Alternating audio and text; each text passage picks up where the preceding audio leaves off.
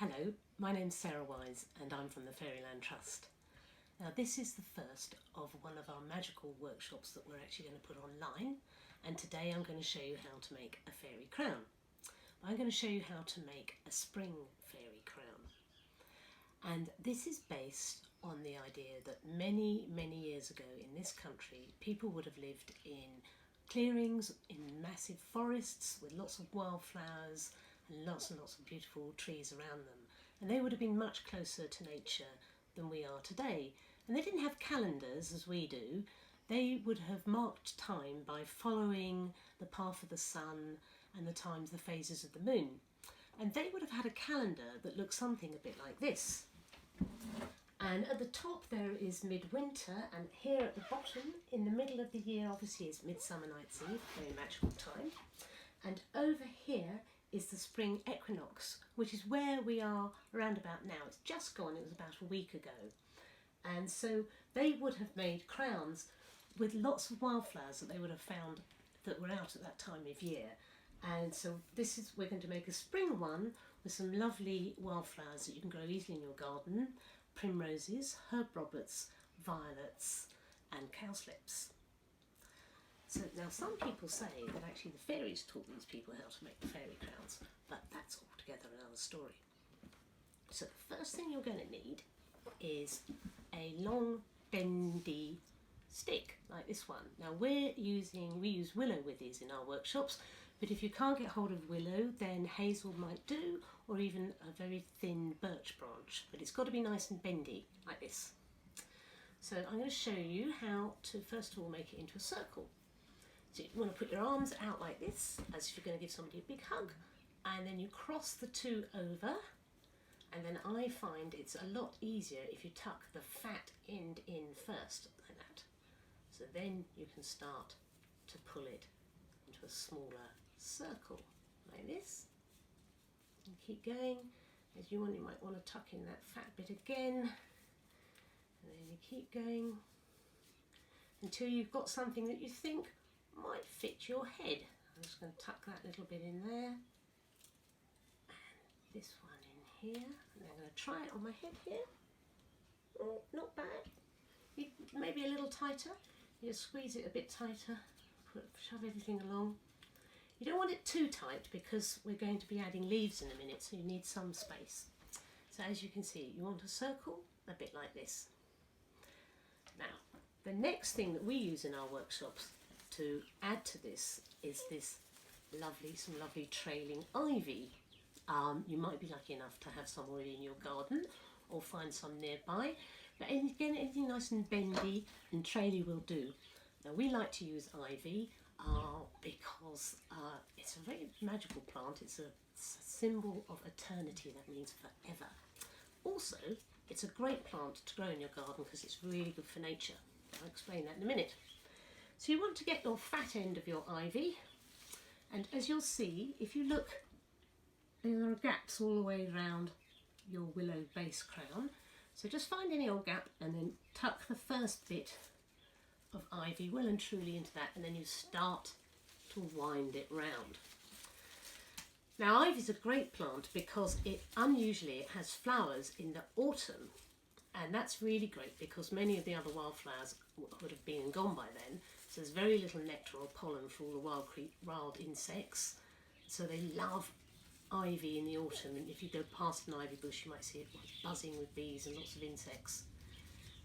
And also, when you get to the end, you just tuck it in like that. And then I've got another bit here to pad it out a bit more.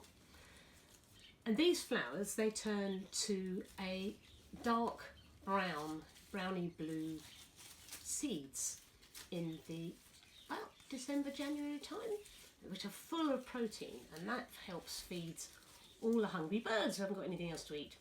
And it's full of protein, and it's also known as bird chocolate, so ivy is an excellent plant. If you've got any space in your garden, please grow some ivy. So now you should have a crown a bit like this. You can see, covered in ivy.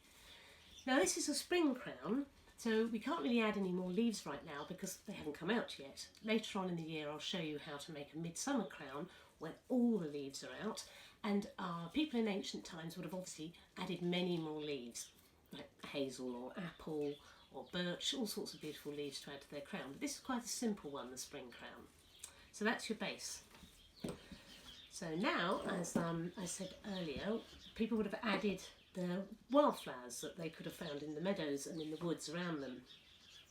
And the first one that we are going to add is this beautiful primrose. Now, primrose you probably are familiar with. It's very easy to grow in the garden. It likes shade because it normally grows in the woods. It's got lots of fantastic fairy folklore associated with it. One of the most famous ones is that people used to put little posies of primroses out in the dairies to stop the fairies from stealing the milk.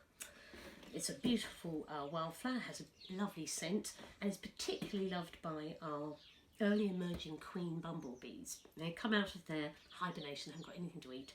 They find a beautiful primrose flower full of nectar and pollen, and they're very grateful for it. So it's a very, very good wildflower to grow in your garden.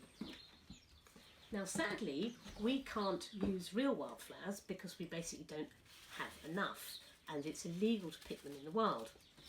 So we make pretend wildflowers in our fairy crown workshops from tissue paper circles like this. So here is a pale yellow bit of tissue paper circles, similar to the primrose petals. As you can see, they've got this big yellow centre. So just take a felt tip and very roughly just do a big squiggly blob in the middle like this for the centre of your primrose. Okay? Then you take a very tiny stick like this one. And this just happens to be the tips of some willow withies that were dried out, but you could basically collect any small twig that you find lying around on the ground. You'll need 4 for this workshop.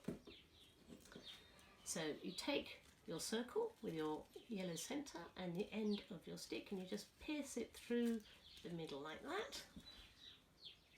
Then you turn it upside down,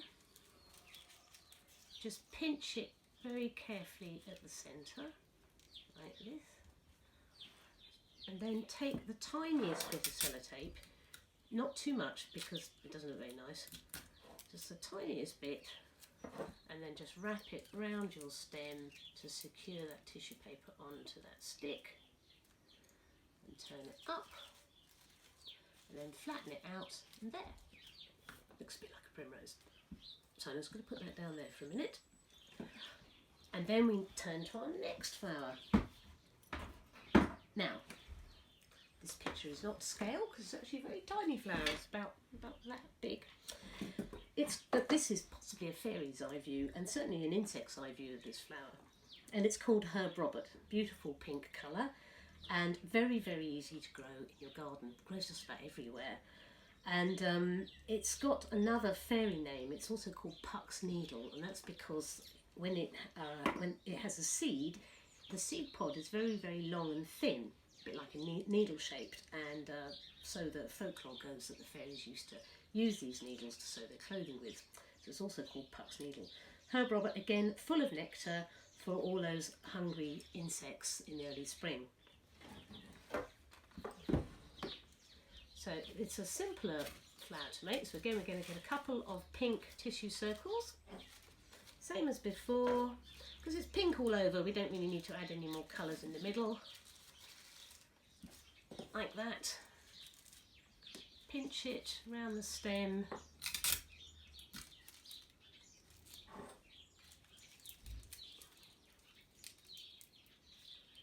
Again, flatten it out a bit because it's a nice flat, open shape sort of flower. There you go, here's your little Herb Robert. Ah, yes. Now, this next lovely spring flower, it's called the cowslip. Now, this grows actually out in the sunshine, normally on kind of chalky hillsides, but it is easy to grow in a sunny spot in your garden. Again, full of fairy folklore. Most famously, it was cited in The Tempest, because fairies are said to like to sleep in them. And they particularly like these little, see, they've got these little red dots in the middle, and they used to think that the fairies, I think they were rubies. So a real famous fairy flower. and they smell amazing. They smell of apricots, full of nectar and pollen again for all our hungry insects. But as you can see, they're bell-shaped. They're sort of hanging down, some up and some down. So I'm going to show you a different way of making them.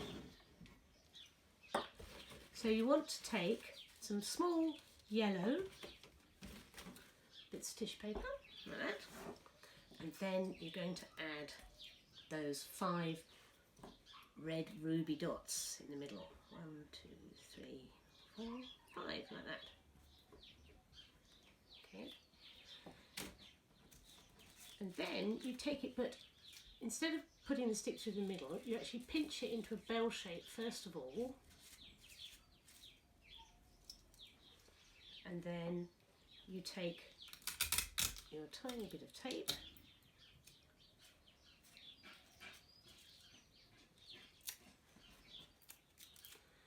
and add it to the top of your stick like this. So it's actually pointing downwards, and I'm just going to trim off that bit of tape there on the top because it's not very pretty. Now you can carry on. As you can see, they actually have lots of bells, so you could add lots to this stem, but I'm just going to show you this one for now so you get the idea. And last but not least is this beautiful flower here. It's called a violet because this is, look at the colour of it. And now these like to grow normally in the sort of shady parts of your garden. They're quite small, low-lying plants, and there are 2 types. There's the sweet violet, which has the most amazing scent and is thought to be especially loved by fairies for its perfume. And then this is the dog violet, which is a slightly brighter purpley violet colour. But that's very good because there are lots of different insects and caterpillars, things like that, survive on dog violets. So it's a great little plant to grow in your garden. And as you can see, it's got a white centre with a yellow bit and these sort of purpley stripes and these beautiful big purple petals. So what we're going to need here is we're going to need, first of all, a small white circle and a couple of larger purple circles like that. So we take the centre and we're just going to draw on that yellow centre like we did a bit before with the primrose. And in fact, I'm going to embellish it a bit and maybe add, look, some purple stripes, as you can see there in the picture. So we're going to put those all together and then just again pinch it up in the middle as we did before, and then get our tape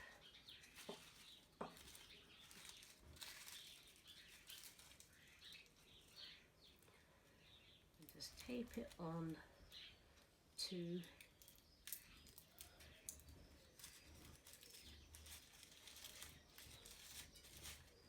there you go, so you've got the kind of violet with its little stripes and its little yellow centre. So now you've got your 4 lovely spring wildflowers here to add to your crown. Now at this point you might want to put your crown back on a minute, have a look in the mirror and work out where you want the front to be. I think I'm going to do mine like that. So now you just need to feed in. You see there's lots of gaps between the ivy and the willow base. Just find a gap and you feed it in like that, so it's pointing to the front. And then maybe I'm going to put my Herb Robert in there next to it.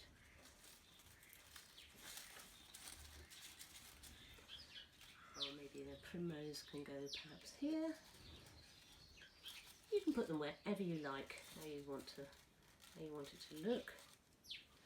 And then I think I might just put the little cowslip sitting at the top there, just over the top of this Herb Robert.